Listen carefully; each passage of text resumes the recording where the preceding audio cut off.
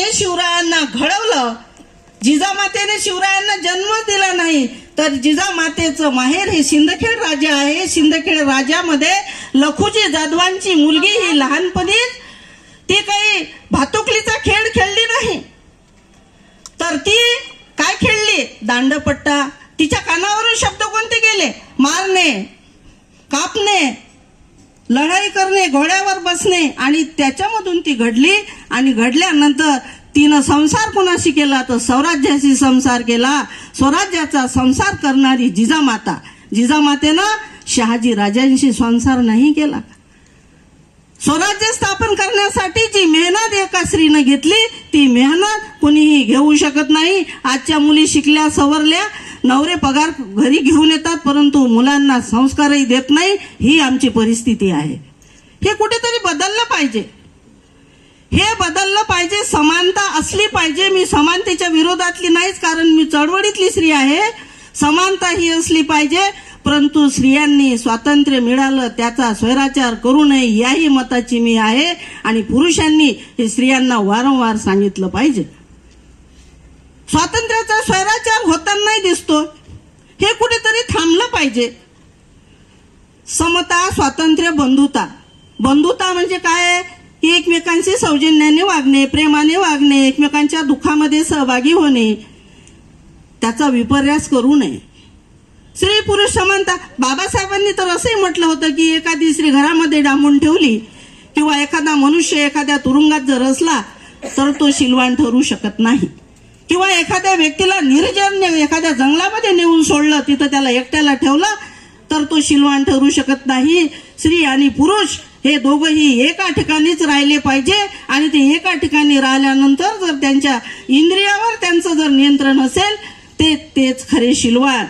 स्त्री आणि पुरुष समानतेचा पुरस्कार करणारे महात्मा फुले, डॉक्टर बाबासाहेब आंबेडकरांनी इतकी मोठी देण आम्हाला दिलेली आहे. जातीचा प्रश्न या ठिकाणी येतोय कुठे? ही जी नाळ जुळलेली आहे, ही तथागत बुद्धापासून जुळलेली आहे. तथागत बुद्धानेच स्त्रीला स्वातंत्र्याचा पुरस्कार सर्वप्रथम तथागत बुद्धानेच केलेला आहे. आणि म्हणून भिक्षुनी संघाची स्थापना झाली होती. थेरी गाथा आम्ही वाचल्या पाहिजे, पुरुषांनी वाचले पाहिजे आणि स्त्रियांनी सुद्धा थेरी गाथा वाचल्या पाहिजे. भिक्षुनी संघ स्थापन झाला. तथागताचा जो विचार आहे, समानतेचा, समतेचा, स्वातंत्र्याचा, बंधुत्वाचा, तो विचार या ठिकाणी सम्राट अशोकाने आपल्या कारकिर्दीत त्या ठिकाणी तो चालवला. बुद्धाच्या नंतर बुद्धाचा जो विचार आहे तो सम्राट अशोकाने या ठिकाणी चालवला. सम्राट अशोकाने 84,000 स्तूपाची स्थापना या देशामध्ये केली. आणि बौद्ध धम्माचा प्रसार आणि प्रचार करण्यासाठी संघमित्रा आणि महेंद्राला श्रीलंकेमध्ये पाठवले. एवढा मोठा त्याग त्या सम्राट अशोक राजाने केला होता. सम्राट अशोक तर धनगर समाजाचा होता. तथागत बुद्ध कुणबी होते, क्षत्रिय. आणि अशोकाच्या नंतरची जी काही चळवळ आहे, ती चळवळ या ठिकाणी महात्मा फुलेंनी 18व्या शतकामध्ये चालवली.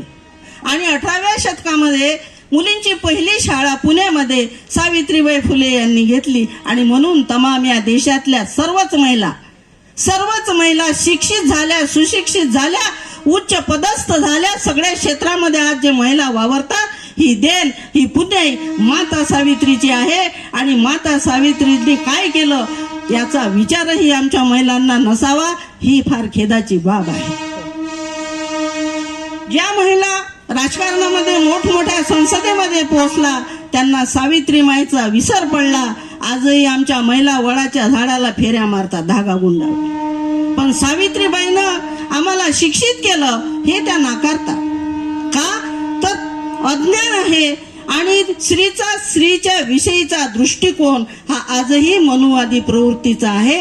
याला जबाबदार पुरुषच नाहीत, तर आम्ही स्त्रिया सुद्धा आहोत. आम्ही चळवळ समजून घेतली नाही, आम्ही आमचे अधिकार समजून घेतले नाही. आणि म्हणून आज या ठिकाणी महिलांची उपस्थिती मला वाटतं झालेली दिसत नाही. दुसरी गोष्ट अशी की जिजामातेने शिवरायांना घडवलं, चांगले संस्कार दिले.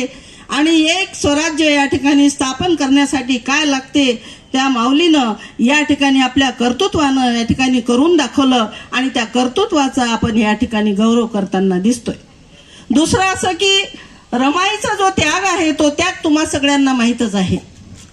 रमाईचा त्याग तर इतका आहे की तिने आपले 4 मुलं मातीमध्ये घातले. आपल्या 4 मुलांना या ठिकाणी मातीमध्ये घालणारी ती एक पहिली त्यागी स्त्री होती की जिने बाबासाहेब आंबेडकरांना कोणत्याच गोष्टीसाठी कुरबूर गेली नाही, कुठल्याच गोष्टीसाठी तिने तकादा लावला नाही आणि बाबासाहेबांच्या अनुपस्थितीमध्ये तिने आपल्या परिवाराला कुटुंबाला सांभाळलं, आपल्या घरच्या लोकांची सेवा केली, गौऱ्या शेणाच्या गौऱ्या थापल्या, वाटेल ते काम केलं. अशी माय माऊली जर बाबासाहेब आंबेडकरांना तिने साथ दिली नसती तर बाबासाहेब आंबेडकर परदेशामध्ये जाऊन काय करू शकले असते. जेव्हा बाबासाहेब आंबेडकर बॅरिस्टर होऊन येतात तेव्हा रमाबाईला साधं लुगडंही नसते आणि शाहू महाराजांनी डॉक्टर बाबासाहेब आंबेडकरांचा सत्कार केलेला असतो. ते ट्रंक मधला जो शेला असतो तो शेला घालून ती त्या ठिकाणी जात असते. त्या गर्दीमध्ये बाबासाहेब रमाईला शोधत असतात पण रमाई बाबासाहेबांना दिसत नाही कारण तिला लुगडं नसते. आणि ही बाब आहे, ही आम्ही विसरता कामा नये. आज आमच्या अंगावर 15-15, 20-20, 25 हजाराच्या साड्या आहेत. ही देण माता रमाईची आहे, हे आमच्या महिलांनी समजून घेतलं पाहिजे. आपण आपला इतिहास विसरू नये. पशु समान आपलं जगणं होतं आपल्या पूर्वजांचं. त्याच्यातून बाहेर काढणारा जर बाप कोण असेल तर डॉक्टर बाबासाहेब आंबेडकर आहे आणि बाबा म्हणूनच आपण बाबासाहेब आंबेडकरांना अख्खा देश हा बाबा म्हणतो. आणि बाबासाहेब आंबेडकरांनी काही SC ST साठीच संविधान लिहिलेलं नाही तर तमाम या देशामधला जो ओबीसी आहे त्या ओबीसीचा विचार सुद्धा डॉक्टर बाबासाहेब आंबेडकरांनी केलेला आहे. परंतु आजचा ओबीसी हा त्याची दिशाभूल झालेली आहे, दिशाहीन झालेला आहे, तो देवधर्मामध्ये गुंतलेला आहे आणि म्हणून त्याने बाबासाहेब आंबेडकरांना वाचावं, समजून घ्यावं हेच आजच्या प्रसंगी बोलते. आणि सर्व ज्या ऐतिहासिक महिला आहेत त्या ऐतिहासिक महिलांच्या कार्याचा आपण असाच कार्यक्रम असेच जयंत्या घेत राहू. परंतु महिलांनी जागृत व्हावं एवढीच विनंती करते. प्रत्येक पुरुषाने आपल्या पत्नीला, आपल्या बहिणीला, आपल्या मुलीला अशा सार्वजनिक कार्यक्रमामध्ये घेऊन जावं ही पुरुष मंडळीला मी विनंती करते आणि थांबते. जय फुले, जय साऊ, जय आंबेडकर, जय संविधान.